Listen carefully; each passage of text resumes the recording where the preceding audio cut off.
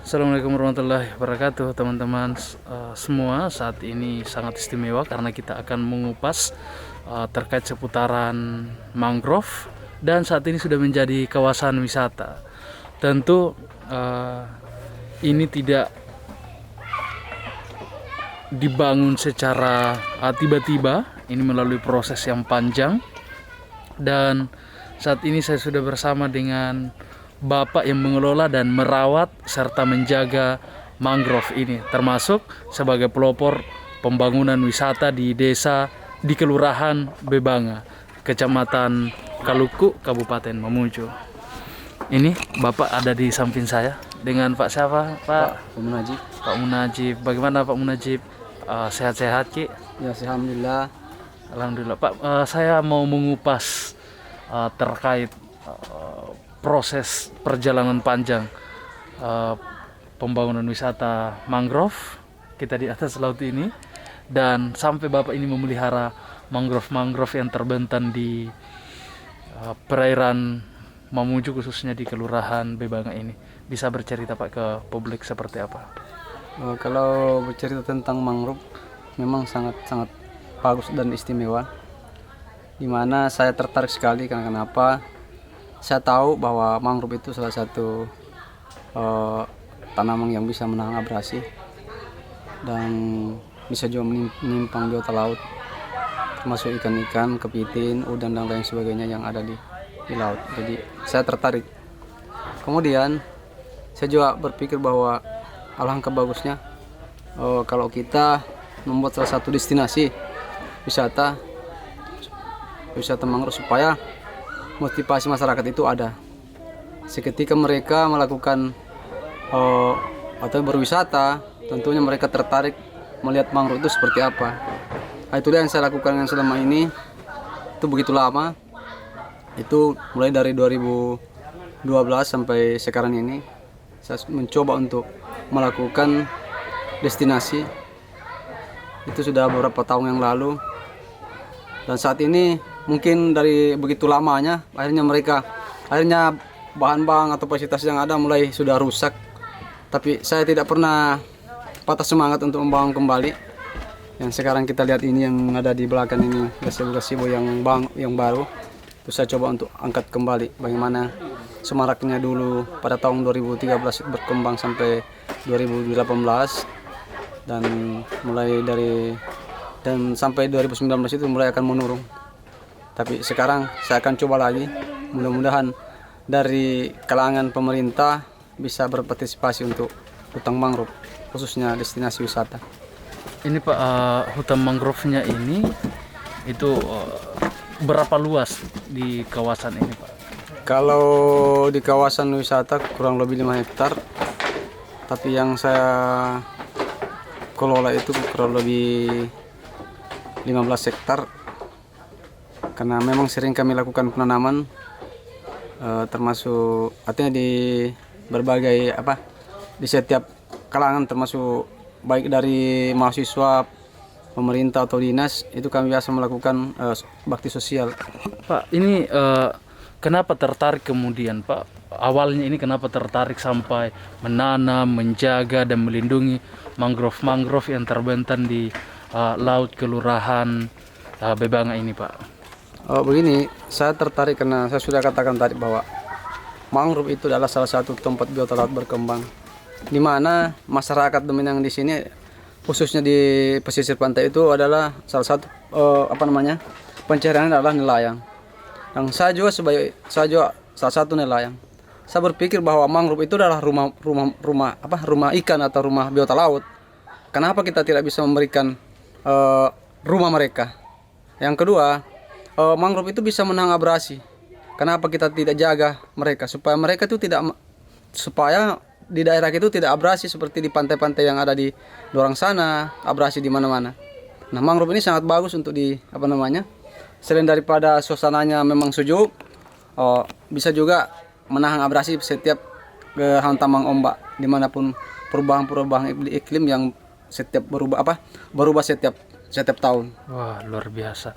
Jadi Bapak siapa namanya tadi? Pak Munajib. Pak Munajib mengatakan ini sangat luar biasa sekali ya, karena dia mengatakan bahwa mangrove ini adalah rumah biota untuk yang ada di laut. Sementara mangrove ini adalah biota adalah sumber kehidupan kita. iya. Jadi menyiapkan rumah untuk mereka sebagai sumber kehidupan kita dan sebagai salah satu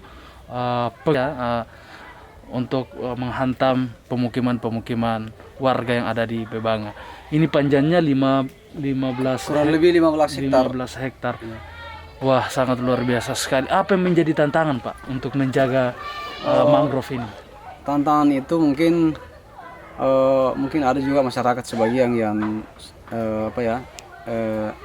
tidak, artinya seakan-akan Tidak senang atau bagaimana, karena atau tidak bebas menebang liar. iya, tidak bebas menebang liar. Kemudian mungkin juga tidak tahu aturan-aturan hutan mangrove itu, karena memang undang-undang mangrove itu memang ada. Pemerintah sudah keluarkan undang-undang itu untuk bagaimana masyarakat bisa menjaga dan melestarikan hutan mangrove itu.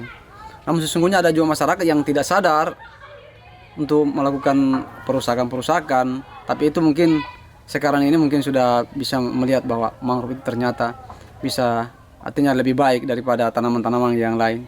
Makanya saya selalu menyarankan masyarakat di sini bahwa mari kita sama-sama menjaga dan melestarikan hutan mangrove, karena hutan mangrove bermanfaat bagi kita khususnya di pesisir. Selain itu sudah nampak bahwa mangrove itu bisa dijadikan objek wisata. Nah, itulah salah satu dampaknya. Wah, sangat luar biasa sekali. Jadi ada ekonomi lain yang bisa ditimbulkan mangrove ini, Pak ya, dengan pengembangan wisata. Nah, bicara terkait pengembangan wisata, Pak, ini digarap sejak tahun 2012 dengan biaya gotong royong atau biaya pribadi atau seperti apa, Pak? Sebenarnya dari awal memang saya seorang nelayan. Ya. Tapi kenapa saya tertarik dengan membuat satu destinasi? Karena saya melihat bahwa apalah artinya mangrove yang kita tanam ini begitu bagusnya atau berkembang tanpa dilihat oleh masyarakat. Saya berpikir bahwa membangun satu destinasi itulah salah satu fasilitas untuk mereka bisa dijangkau oleh mereka. Iya. Makanya saya berharap bahwa